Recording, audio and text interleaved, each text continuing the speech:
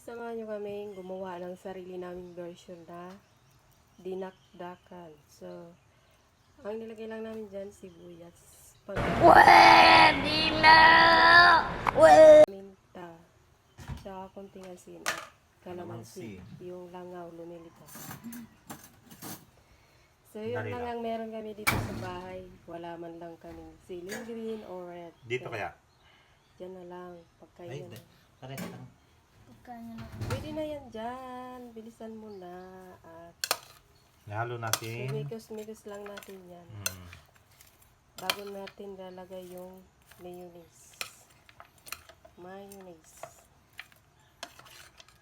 A few moments later. Natin siyang mamix doon sa mga sarap na nilagay natin.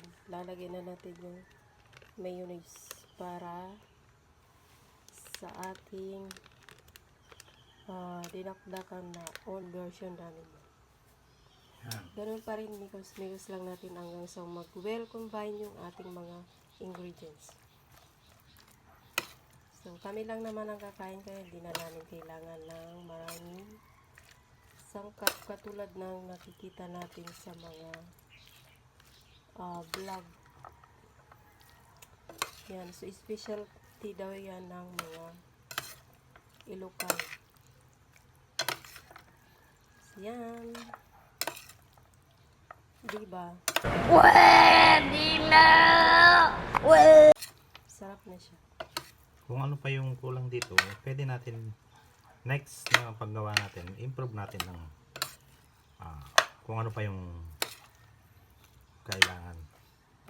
Lalo natin pasasarapin yung ating simpleng dinakdakan. Yan. Okay na po siya. Yan. Tikim-tikim. Tikpan mo di. Kung masarap. Sige, tikman nyo.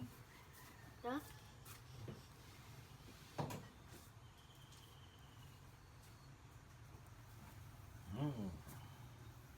Kumusta?